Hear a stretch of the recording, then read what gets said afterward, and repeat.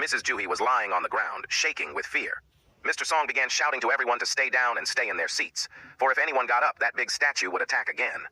Mr. Song was able to crawl over to me and started talking about Mrs. Juhi, that she could not cope with her fear, so he finds only simple shelter in the dungeons, even though she is a healer in rank.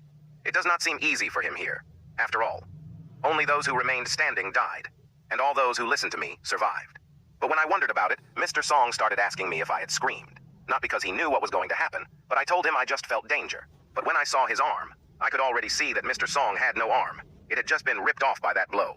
But he assured me he would be fine, and I just had to help stop the bleeding. I wasn't confused, and immediately started to wrap up his wound.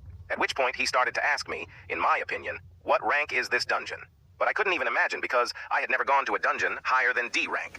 After that, I began to ask Mr. Song what were the precepts of this temple of Kartanin, to which he answered me that the first was to worship the Lord, the second was to praise the Lord, and the third was to prove one's faith to him. Those who do not keep the commandments can never come back alive. It was written on that slab. After that, I began to tell him what I thought. It's a huge statue, and we have a boss we have to defeat to get out of here. However, Mr. Sleepy started telling me that even if we could kill all the enemies, it would still take too long. One day, a gate appeared. These gates contained tunnels that connected the alien world to our world. It was 10 years ago. After the gate appeared in our world where everything was fine, strange things began to happen. Hunters appeared. Some of them had great power. I became one of the hunters too, but it turned out that not everyone had the same enormous power.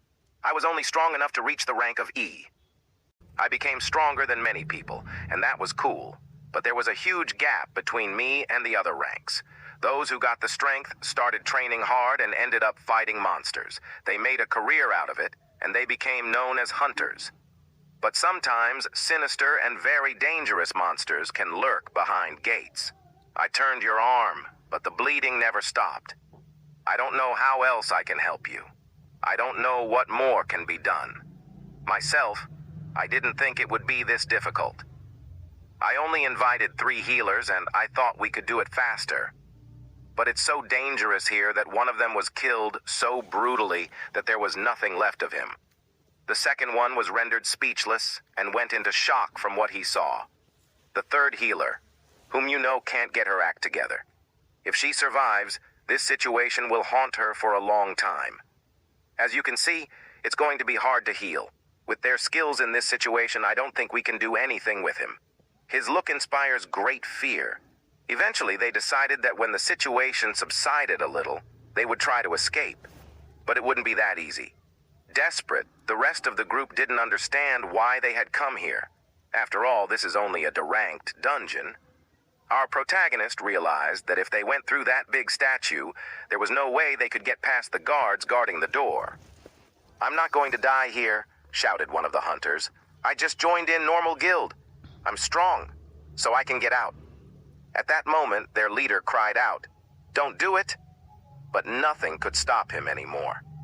He could only rely on his speed skills. He rushed like a bullet, running with all his speed. But in an instant, the statue spotted him and shot out its laser eyes. All that was left of the runner was his legs. He never made it.